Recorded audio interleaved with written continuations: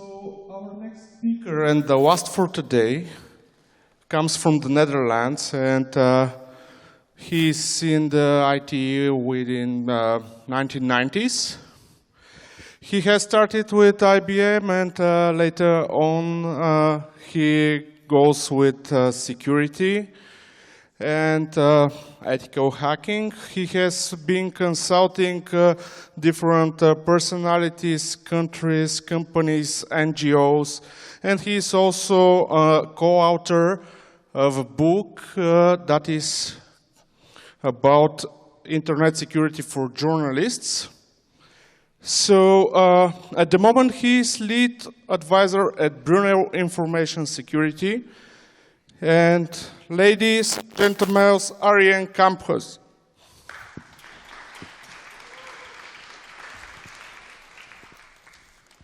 Thanks. Good afternoon all. Happy you all stayed. I'm between you and dinner, so I'll keep this fairly short, and there's time for Q&A at the end. Also on the last slide, there is a link to all these slides, which you can all download if you want. So there's no need to take pictures of the slides or anything like that. I do information security work for Brunel, which is a big engineering company. I have a couple of tens of thousands plus colleagues all over the world. This is our sailboat. We use it to have offline conversations with our IT clients about IT security stuff, and in a minute you'll see why. So some of you here may be like me, old enough to remember the time when you could get on board an airplane without being treated like a criminal for 45 minutes. When you could keep your shoes on and bring something to drink, and the glory days of the 1990s. And over the last 15 years, the world has gone very funny in a rather weird way, and that goes into what I want to talk about today, is a lot of the spying going on and what we can do about it. So information security topics are in the news a lot. Usually people use the word cyber for that. It doesn't really mean anything anymore, the word, which is why it's so useful to just put cyber in front of anything, and that way you can sell more crap or get more budget for your department or whatever. But it doesn't really mean anything. But in all those discussions, it tends to be about what I call the small stuff. So criminals, DDoS attacks, stuff like that, which is actually, maybe not even the most important stuff, but it's the stuff that everybody talks about because we have some sense that there are solutions for it. But in most of the discussions I see about information security and data privacy and those kinds of things, there's a giant elephant in the room that is often, certainly in Western Europe at least, is not talked about, is what we've learned from Mr. Snowden is that everybody's spying. But some countries are more than others, and some countries a lot. And we don't really talk about that. The fact that most of these so-called cyber criminals are actually governments, and some of them are our own governments, but many of them are foreign governments. So the crazy thing is that actually, when the Snowden documents came out, it was just a confirmation of something that was known in information security circles for at least 13 to 14 years before that. So there were already fairly detailed analysis made in the late 1990s by some really good investigative journalists on the kind of spying that particularly the NSA was doing against European other countries, against European companies, against European political institutions, journalists, individuals, and so forth. But we never really did anything with that. So we sort of knew, but then it was inconvenient to know, and there was a very good report in 2001 written for the European Parliament that actually mentioned all the good ideas about what you could do about this. So it said, okay, teach everybody how to encrypt communications, like start teaching people when they're in school at age 13 or 14. Why not? Teach them all to do encrypted email and use only open source crypto libraries so you can verify that it doesn't have any backdoors. And so the report, and so this is a 15-year-old report now, it said all the right things. But yeah, it came out in July 2001, and then it was going to be, and then everybody went on holiday in August, and then of course in September the European Parliament was going to debate the report, and then something else happened in September 2001, you might remember. And so then the report went into a drawer, and it didn't come out again until Edward Snowden got on an airplane to Hong Kong with a USB stick with a whole bunch of documents. So certain parliaments, including the Dutch one that I've consulted on, and the UK and the German one, have worked on implementing more open source in their government systems and processes, but it hasn't really gone, anywhere significantly. So everybody's sort of beginning to do some stuff, but it's really nowhere near what we'd like it to be and what it should be, despite us having known about this stuff for 15 years. So that's kind of weird. So is it competence? Are they corrupt? There's questions about why our governments are still buying American spyware with our tax money when they could be using free software, which is both free as in it doesn't cost any money, but also much more importantly, it's free as in freedom. So I'm currently working with some journalists to try to figure out why that is. So for those who don't speak a lot of German, the girl asks, my daddy says you can look into my computer. And Obama answers, that's not your daddy.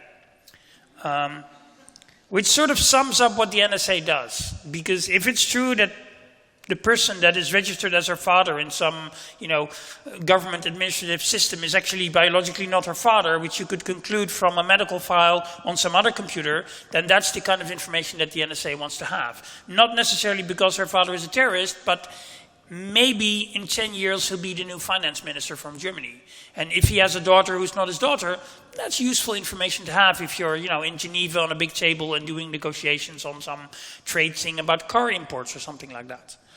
So most of the work of the NSA, in fact I would say pretty much all of the work of the NSA these days, is not about counterterrorism, because they don't catch terrorists. They have not caught anyone in the last 15 years, despite spending the kind of money that is usually the gross national product of a country on spying on everybody. They haven't caught a single terrorist, so you have to wonder, are you even trying? Now, thanks to Snowden, we have a lot more insight, and shortly after Snowden, a recently retired commander from the German security services came out and said, yeah, look, all the spying stuff we do, it's not about catching terrorists, it's about industrial espionage. And he even said, we are sometimes forced by the Americans to spy on the French parts of Airbus to then give it to Boeing, and that sort of stuff. So that was a rare little insight into sort of how the grown-up world really works, and it's not about them terrorists. But it's not just Airbus and Siemens and the really big, well-known, gazillion euro companies that are being spied on. It's even much smaller companies. And again, thanks to WikiLeaks and Snowden, we now know a lot more about that. So all this stuff is now no longer controversial because we have the documentary proof from the people doing it. And this is, the NSA is a big organization. They talk to each other in memos and PowerPoints. And we now have many of those memos and PowerPoints. So it's no longer controversial that this is going on. The only real discussion is, are we going to just take it? Are we going to let them rob us blind in Europe, or are we going to do something about it? So that's what most of my talk is about. So again, all kinds of political espionage, and none of this is making us safer. It's making us probably unsafer, if anything. So the NSA looks at all kinds of stuff. This is an actual NSA building. I didn't make this up. It's just a crazy photo. So one of the things they track is people's porn surfing habits, because that's a good way to pressure people. So if you've ever looked at some interesting pictures on the interweb, and maybe later you become a journalist of some renown and you're making life difficult for some NATO country, then this would be one of the many ways that they can put pressure on you by threatening to release that information to everybody you know and then some other people. So again, very obviously this has nothing to do with fighting terrorism. This is just political manipulation. So the European Court for Human Rights has concluded that all this cloud computing stuff, with all the stuff we now know about American espionage, putting people's data in Europe on Amazon servers or on Google servers, just is a really bad idea, and also not in line with the European laws about our right to privacy. So the cloud, there is no cloud. I mean, cloud technology is great, virtualized machines based on open source stack, that's all cool. Just make sure they're, close to you and not in some faraway country under a different legal regime where you have no control. Because it's just somebody else's computer that you're borrowing and you have very little control over it, and that's a real problem. So the NSA calls this, so this is an NSA slide. I didn't make this, so I take no blame for their 1990s graphics. You would think that an organization with, $100 billion a year budget would make better slides, but for some reason they can't. So they call it strategic partnerships. Of course, from the perspective, if you're not an American, it's really more like betraying your customers. So 80 major global corporations, among the one that you see here, in pictures. All their products and services, I mean, we're talking about a lot of hardware here, but also software and also, of course, services on top of those. They're all backdoored when they come out of the box. So whether it's a Windows operating system or an IBM mainframe or the Oracle database platforms or Cisco hardware, all of that stuff is backdoored out of the box, which means that you can try to secure it. And if you're clever and you have a good team and you work hard and you do everything right and you also have a lot of discipline, you can probably secure it against like not so smart script kiddies and maybe some criminals. But as soon as a US-based 3-letter agency wants in there, there's really nothing you can do, because they just have like magic passwords that are built into hardware, and you can't really defend against that, or even know if they're trying. Because the system itself will misinform you about what other people are doing on that system that you think is your system. It's really not your system, you're just using it, and you're paying for it. But it's the NSA system, and it's sitting in your parliament, or your hospital, or your factory, or whatever. So if in Europe we want to be a little bit independent and be in charge of our own societies, which is why we have this democracy thing and stuff like that, then all of this needs to go. Because we cannot run our society and be in charge of it if the entire information infrastructure, which ties into everything these days, right? I mean, switch that off, switch all this stuff off, and your society just falls apart. People can't do payments anymore. The power will probably go off because of all the industrial automation stuff. So all of this needs to go. It needs to be replaced with the kind of things that we're talking about here. Open source, both software and hardware, that we can control, that we can audit, that other people can audit if they don't necessarily want to trust us, so that we have systems that we are actually in charge of. Now, that's a big job, but it's also a big opportunity. So we're spending a lot of money buying this stuff, and all this money could stay in Europe providing jobs here. Right now, the money is leaving. So I'll get back to that in a bit.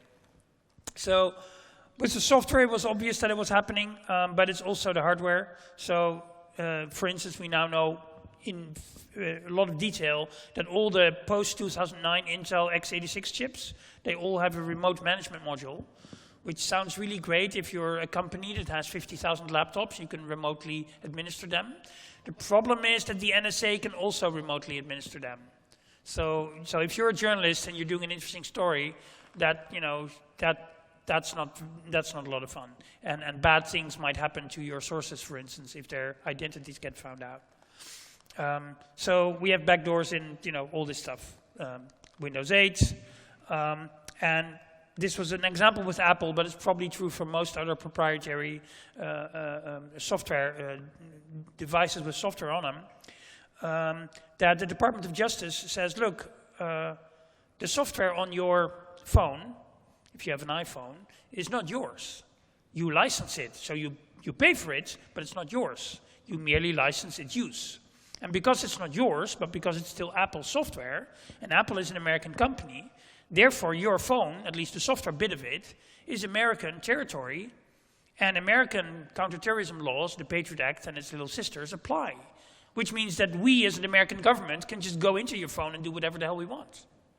And of course, technically, there's no way for you to know, because an iPhone doesn't have an off switch. I mean, there's an icon that switches off the screen, but the phone is never off. You cannot remove the battery. So what's it doing with the microphone array? Is it looking through the cameras? You wouldn't know. I mean, the green light doesn't come on. It doesn't mean that the light going into the camera isn't going anywhere. Right? Pretty hard to know. So this is a problem.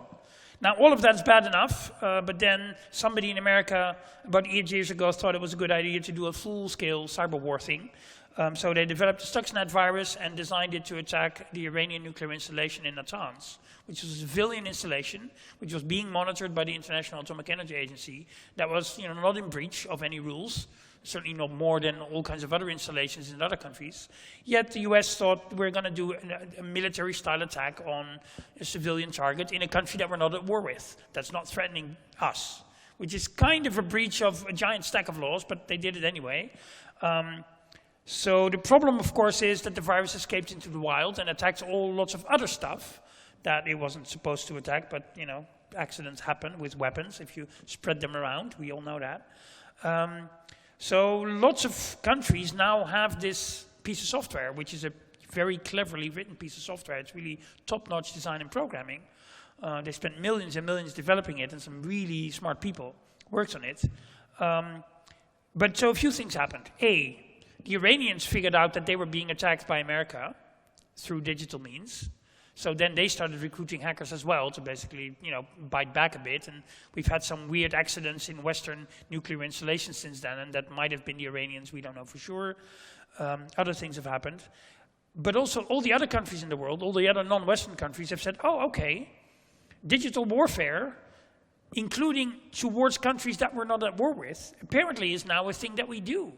Because NATO is doing it. Well, if NATO does it, then everybody can do it, right? So now China and Russia and India and Pakistan and Brazil and everybody is now building digital weapons and is willing and able to use them even outside the context of war against civilian infrastructures, doing maybe possibly terrible things. And the West, of course, particularly America, when their little partner Israel, has given the world a very top-notch weapon that is easy to copy. So you would think that after 30 or 40 years of completely messing up the Middle East, we would have learned that it's a bad idea to throw weapons around in places where other people can pick them up and reuse them. But of course, we took a digital weapon, which is even cheaper to copy, as opposed to tanks and aircraft carriers and even guns.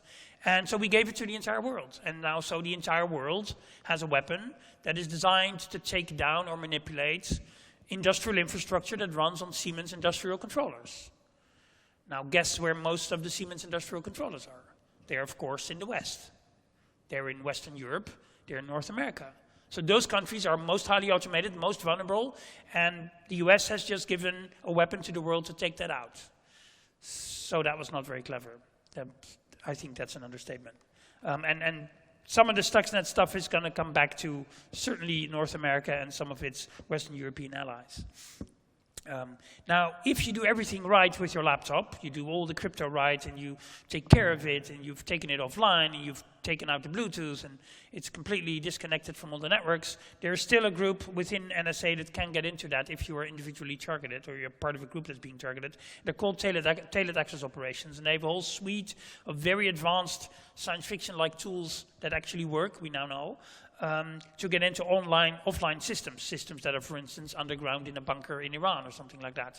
So the Cottonmouth chip, you can Google the ANT product data. There's much more information online about this. The Cottonmouth chip is just one of those chips that is very small. It's a 1/10 of a millimeter thick, and it fits inside the plastic casing of a USB plug. So it's the little orange squarey thing you see at the bottom of the USB plug. And they're fairly expensive, but not not like a jet fighter, but it's not like cents. It's more like thousands of dollars a pop.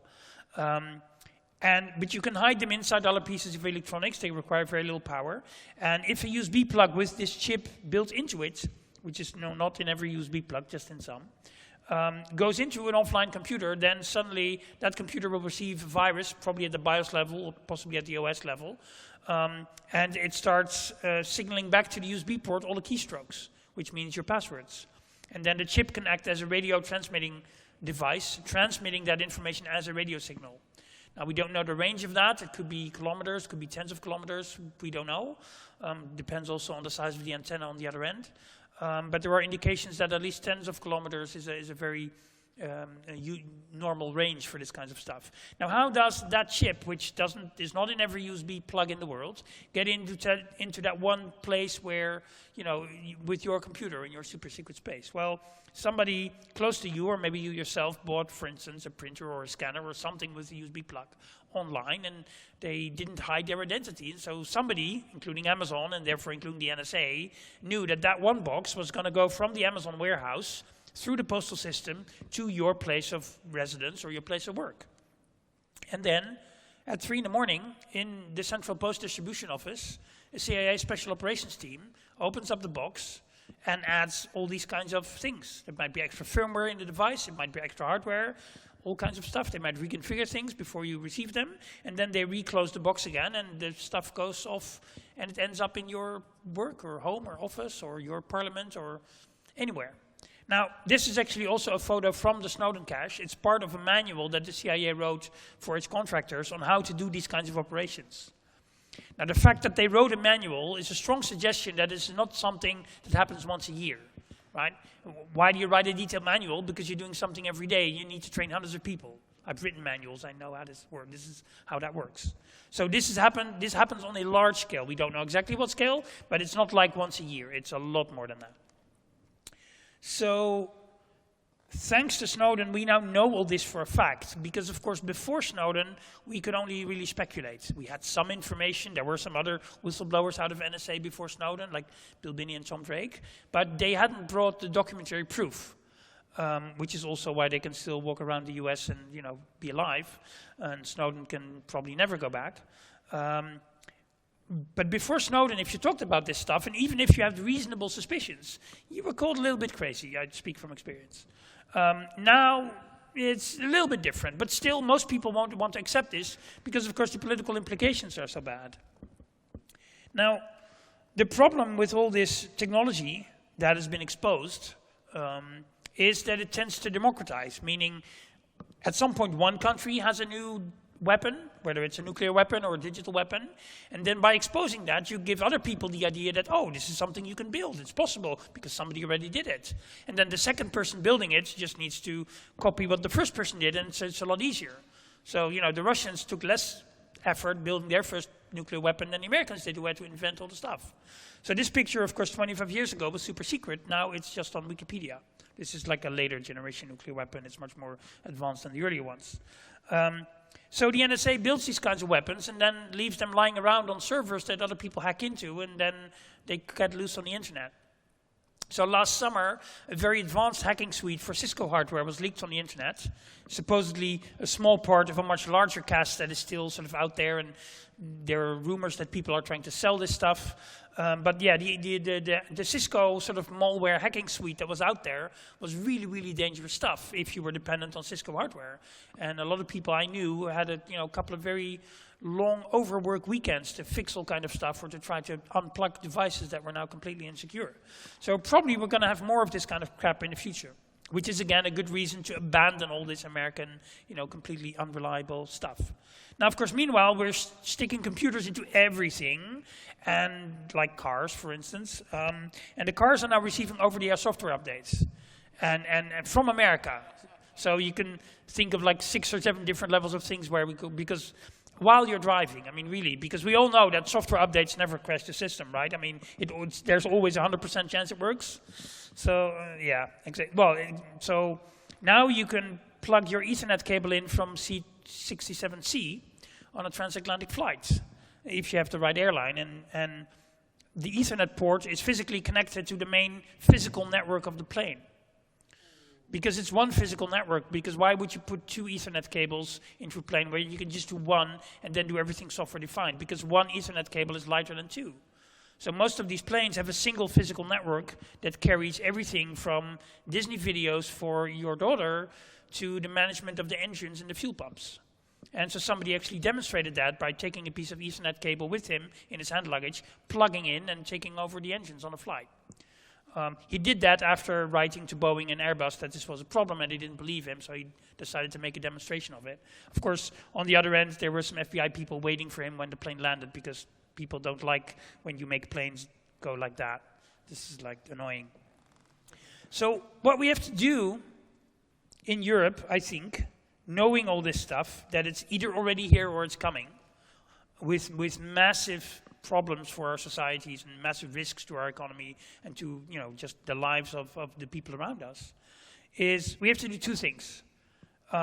One, all the stuff we already have, secure it as good as possible. So in Europe, we need about 1 million more people who are capable of doing that.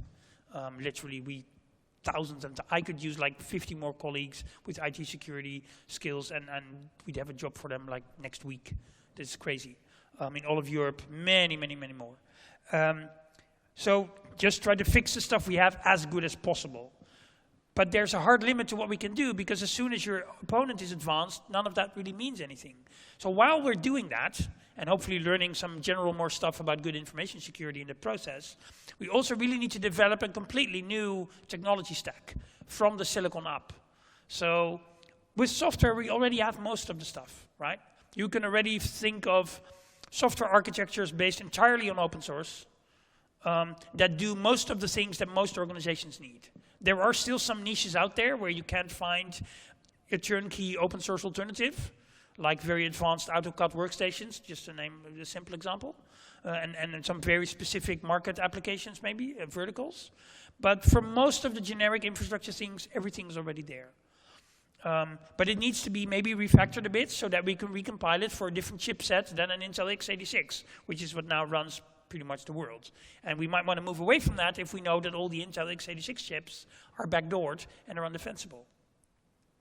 So that means that a lot of stuff will be new. A lot of stuff will actually be stuff we already have, but slightly recompiled for another chip architecture, which is is some work, but it's not rocket science. We know how to do it.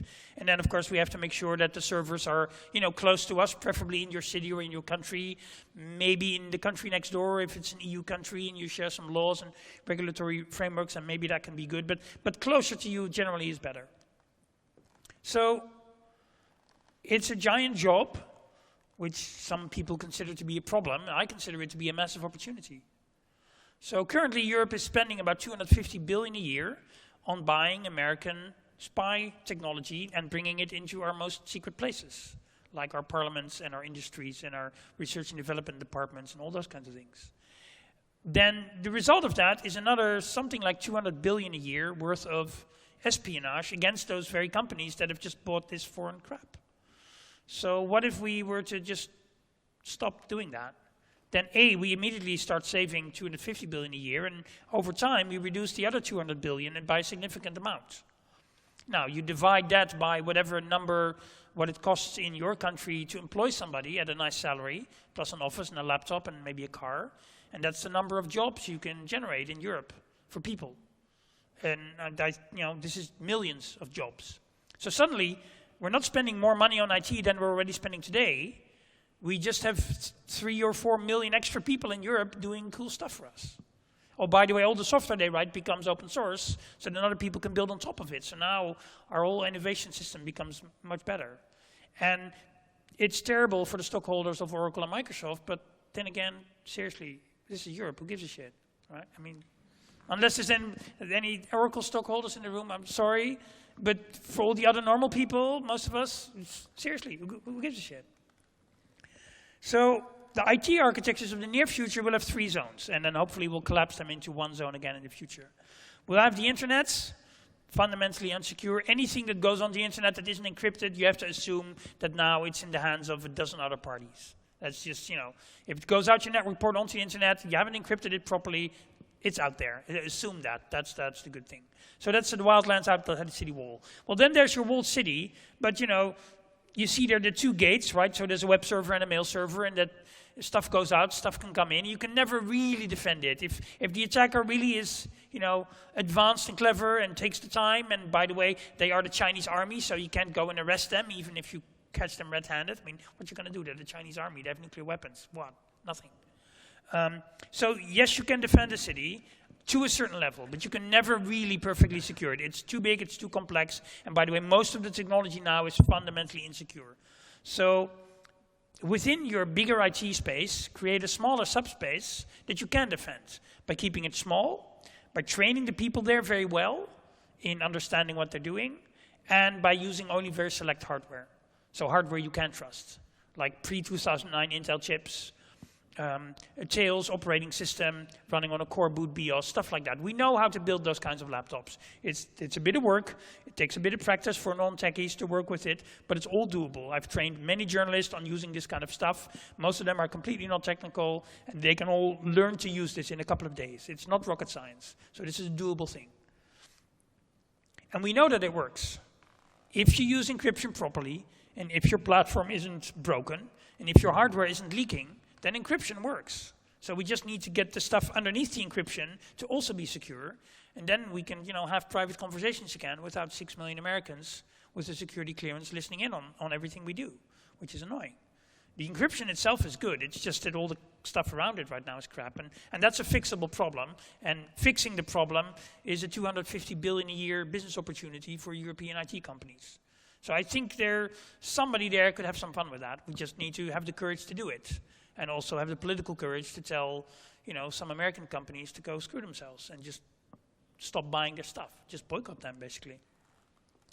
So if you're building IT systems, and the IT system collects lots of information, you need to consider whether you can protect that information.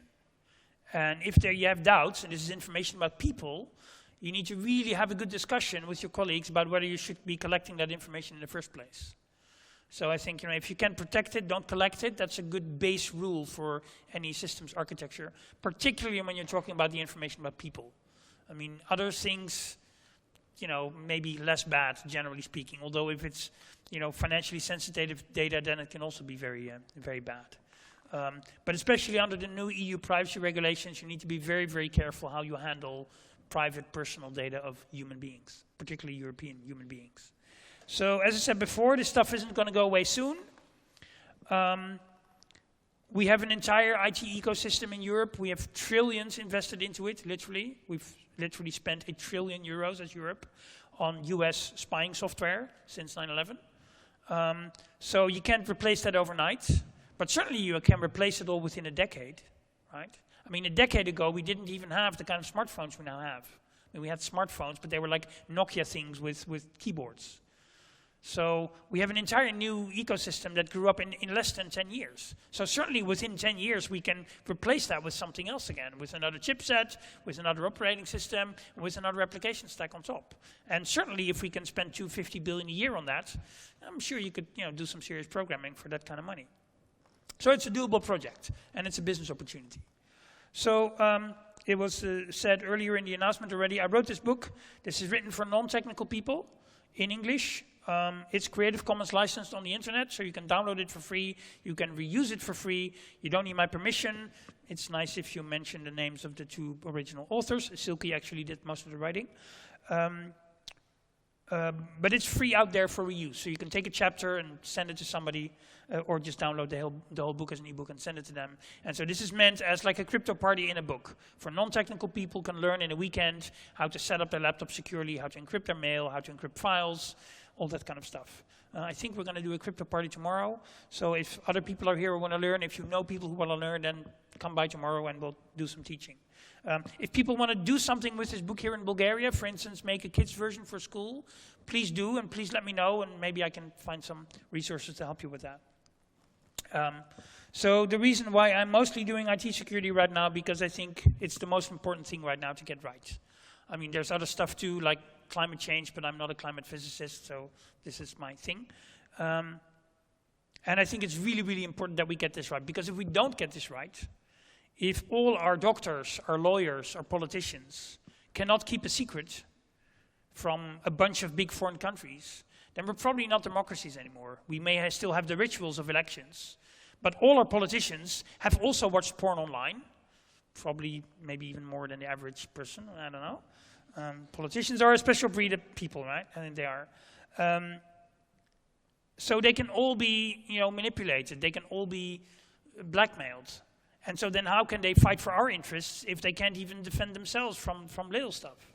So getting this right really is economically vital, it's politically vital, and it determines of the kind of society we're going to have in Europe. So that combined with the 250 billion euro business opportunity a year, you would think that, look, let's talk about this and not all the other stuff. That's my idea anyway.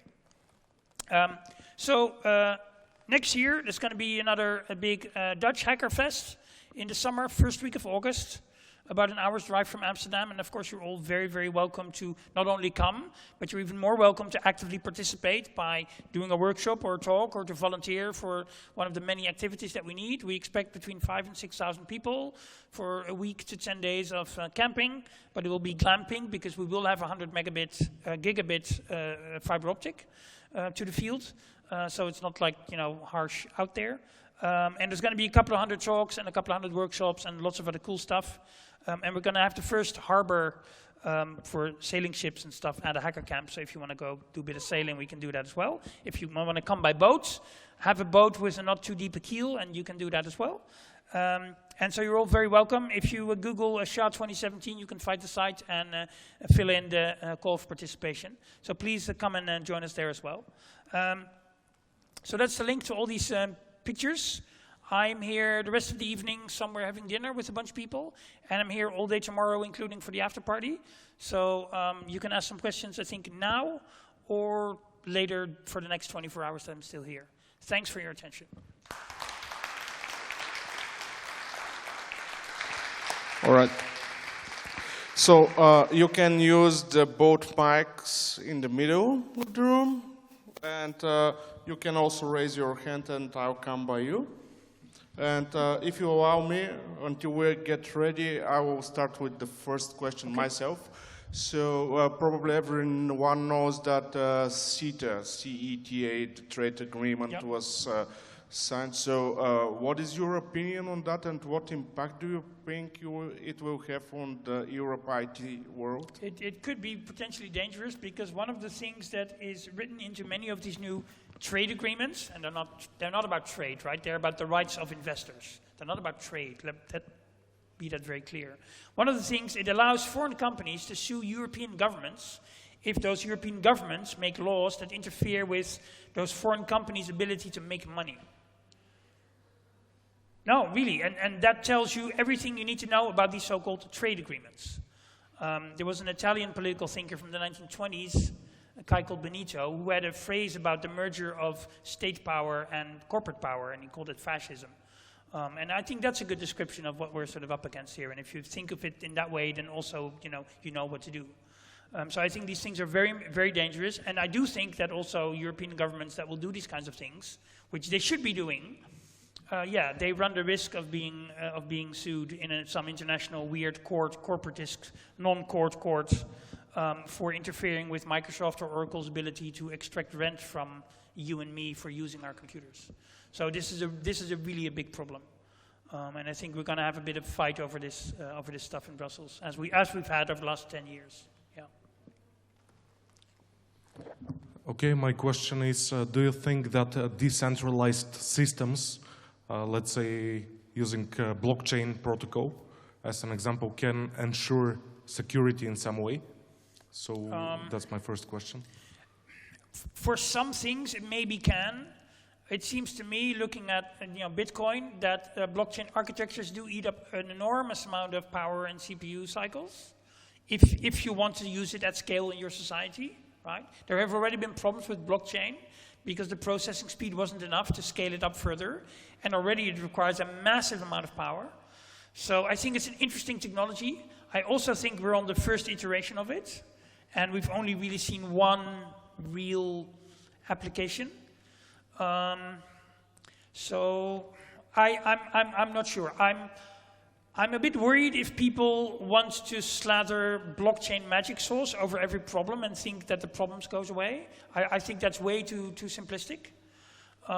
It doesn't really help, for instance, if all the servers running blockchain can all be automated hacked by the million, because all their Intel CPUs are backdoored.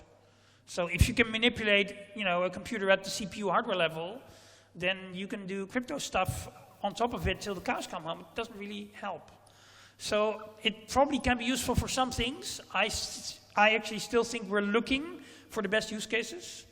But I think we should be wary. I think we should be careful with new technologies. I tend to be very conservative in what technology I use. I like PGP. It's been around for over 2 decades. Mathematicians have tried to break it for 20 plus years. They haven't succeeded. That gives me confidence that it's solid. With blockchain stuff, I think we should do a bit more testing. That's basically my answer. Okay, thank you. And my other question is, let's imagine that we live in a world where everything is encrypted, let's say, but we still have a bunch of metadata, data about the data itself. Do you think if we empower that metadata with, not we, but let's say NSA, with some additional source of ML or AI, do you think that this is still dangerous? Yes. Well, we know for a fact, I know Bill Binney, the former technical director at NSA, who basically invented metadata and automated signal intelligence processing in the early 90s. And he said that in most cases, they couldn't decrypt the stuff, and it actually had very little impact on their ability to assess what was going on. If you had all the metadata, you had most of the important stuff. So we need to also have communications architecture that are less metadata leaky than, shall we say, email, which is of course a disaster in that respect. Even though I like email very much, but that's one really big problem with email right now. So we're going to have to come up with new messaging systems with all the good things of email, minus the giant metadata problem. So that's a bit of a challenge as well. Yeah. Thank you. I would like to ask you two questions. The first one is, what is being done right now to help secure Europe, basically? Are there any active movements? And then the second question is, you say that in every Intel x86 we have a backdoor. Well, are there NSA documents say that, so I'm just quoting the NSA documents, literally. I'm not making this up. No, the question is, are there any hardware vendors that we can trust? Do we know any large-scale chip producers that we can trust? We have some chip manufacturing companies and also companies that make machines to make chips in Europe. Some of them are my clients, so I'm not going to name names if that's okay with you, because we have fairly hard rules on that. But yeah, sure, we have all the companies with technical expertise in Europe, several of them in fact, to make other chips. Now, right now for them it's very hard to compete with somebody like Intel, because they have the de facto sort of market standard that all software is written to, software that is then often mandated by governments in the countries that they operate. So it's very hard for them to compete. If the government were to say, look, we need something else, and we're willing to pay for it, and you can actually charge us more per, MIP or whatever than the current Intel chip because we want security, and so we don't care so much about the price for the short run. Now suddenly you have a business case. So I think technically, Europe is a 500 million people, economic bloc with high educational levels and, good infrastructure. So there's nothing that we can't build if we choose to. It is mostly a political choice at this moment. But to your first question, nobody's really defending Europe right now. So governments usually actually are mostly part of the problem by, for instance, mandating Microsoft in schools as a de facto platform. So basically teaching all children, bringing them up on spyware. And to me, it's like the digital equivalent of, allowing a cigarette company to pass out cigarettes on a school square. Because you start making kids addicted to Microsoft crap from age 5 onwards, and then it's pretty hard to get them off it by the time they're 22. So you need to not start making them, addicted, which is, again, addicted is a term that Bill Gates used in the 90s when he was asked about China and would they ever pay for software licenses. He said, oh, it's fine. We'll just allow it to be pirated now, and then in the next century, they'll be addicted to Microsoft and we'll make them pay. So again, I'm not making this up. This is just quoting other people. But most of the real problems at this point are policy problems. And I'm sure that if we make those choices as countries or as societies to go that way, that together we have all the technical skills and the companies and the machinery and everything's already there. And most of the software is already there. So once a bunch of people can actually work on this full time, with a bunch, 100,000 people or something, we can do this very, very quickly, a couple of years, and we'll be there. Even the risk architecture from the European Space Agency, they have a really nice chip that is radiation hardened, and the design is open source because Europeans paid for it with their tax money. So anybody can take that design and run with it. So it's already there. Thank you very much. All right. All right. I think we have one more question there, or? Yeah. You describe us a very interesting future, Internet of Spy Things. Yes. Spy in everyone thing, even in USB ports. But why no one present real existing backdoor in Intel processor, Cisco router, or Microsoft Windows? No one hacker, nor Snowden, nor Russians. No Russians with Snowden, no one. Why? No, everybody knew. There was an article in a German IT magazine in 1999 that Windows XP was backdoored. So this has been known by experts for 15 years. The problem was always that if you told people, they would call you crazy. Because the implications were so vast that nobody wanted to deal with it. So the easiest way was to call people crazy. That was a good sort of denial solution to the problem. And it still is today, even though we have, the detailed technical documentary proof. Still, most people don't want to deal with this. So it's much more a psychological denial problem than technical understanding. And that's the real, but usually, the kind of mass psychological problems are the really hard ones. The technical stuff is comparatively easy.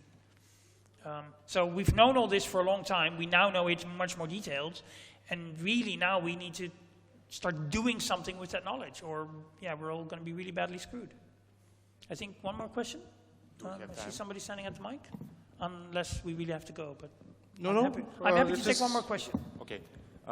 So thank you for the great presentation. I think that Bulgaria is quite a good place for this because we are a very skeptical people. And as well, we have a good tradition about stealing technology and creating a Apple II clone named Pravets here. So my question is, do you think, you said that open source software is doing a very good thing to save us from spying and stuff like this, but you say that now the problem is in the hardware. Yep. Do you think that maybe the future is in starting to do the hardware on our own in the future? Open source hardware, yes. So to make good CPUs is a harder problem than making good software because it requires scale. Right, so it's a high-end CPU manufacturing installation is a multi-billion euro investment that you need to do every 2 to 3 years because it ages very quickly. And so it requires a kind of scale that would be more fitting to do it as Europe. And then suddenly a couple of billion a year suddenly isn't a lot of money. But if you do it on your own as a small country, I'm not saying it's impossible, but it's a much steeper hill to climb. I mean, if you succeed, of course, then you've got a wonderful export product. So, you know, please go and try, and if you succeed, I'll buy that chip, and I'll be happy to pay like 5 times what I'm paying for my Intel CPU. I mean, really, seriously, I'm not kidding. So please go try, or start a project with a couple of people. But I think, you know, hardware manufacturing, especially things like core general CPUs, is very, very capital intensive as opposed to software engineering. But I do think open source software, free software, like a bit old school. Sorry, I know Richard Stallman personally as well. He drills me every time I meet him, as he does. I think free software really is the only way forward if we want to remain democracies and not essentially, you know, a colony of a foreign power, which is what we are becoming if we just allow foreign countries to dictate our stuff. Now, of course, Bulgaria also has a fairly proud history of kicking the pants off large empires that seem invincible at the time, as I remember from your history. So maybe, you know, you do that again. Take a couple of Intel CPUs to a bridge and destroy them, film the whole thing, and say, this is the start of the revolution or something. Revolution could begin here. I mean, you have really awesome IT people here. So there's no reason you could start. Again, you already have open source policies in your government. Maybe, you know, they need to be accelerated a bit, but you've got a very good start here. So yeah, why not go for it? And certainly saving $1 million in software licenses in this country creates more jobs than in, say, Western Germany, right? Where the cost of living is triple or 4 times as high. So it's a very logical thing to do it here. I don't know if you pay the same for software. Maybe you get a discount or something. But it would seem very logical to start here. You got great IT people, you got great programmers, and, you know, sysadmins, and you've got everything here. So yeah, you could just start. And start with public institutions because they're the most logical to do it. Schools, hospitals, government, you know, that kind of places. Energy infrastructure, all the important stuff. All right. So the time is up. So the last question there. I'll come to you. I have a mic over here. Okay. Hey, I'm thinking about what you said. Is it really a technical issue, or it's how the people think? Right? Because you said a couple of times we can fight with that, but who is we? Is it the governments or the people? No, or the people motivated to be not in this shit? I think the we means everybody who feels that they want to be part of fixing this. Yeah, but So that's so there's no tightly defined we. It's not like a members club or anything like that. It's every citizen who says I'm going to donate my time and energy and talents, whatever they may be. You know, I'm not a programmer myself. Right? I haven't coded in seriously in 16 years or whatever. But I do other things like consulting work and writing articles, and so everybody can contribute to this problem. And the we that I'm talking about is all the people who say, okay, this is not good. I don't want to live my life in my part of the world like this. I'm going to contribute to fixing it. And if we do that correctly, a lot of people might might end up having jobs because of it, which would be great because then they can keep doing it for 40 years, which is probably what is needed to keep doing it into the future a lot. So the we is usually this kind of stuff doesn't happen because an individual politician understands this problem and takes a visionary thing. It's a bunch of citizens that said, look, this is what we need. And then hopefully at some point they can convince a politician to start supporting them instead of opposing them. But even before, there's already a lot of stuff you can do. In fact, most of the work that the open source community has done has been despite the complete lack of support from governments, right? So they were actually fixing major social problems in the world with complete absence of money and government support and companies. The companies and the money and that all came later, right? After we had developed PGP and the Apache web server and Linux and all the good stuff. So also what I've learned from lobbying governments is never wait for permission. Never ask, never just ask permission, just start. And then, if you mess up, then you just ask for forgiveness and usually it'll be fine. But just start. And don't wait for budget, don't wait for a mandate, don't wait for permission, because then you'll never start. But you can just start with everything you already have, and then if you're good, then at some point the money and the support will come. And it could be a lot of money. I mean, Red Hat is a €1 billion business, so there's certainly money to be made in this. We just have to figure out a way. All right? All right, so thank you. Let's thank one more time.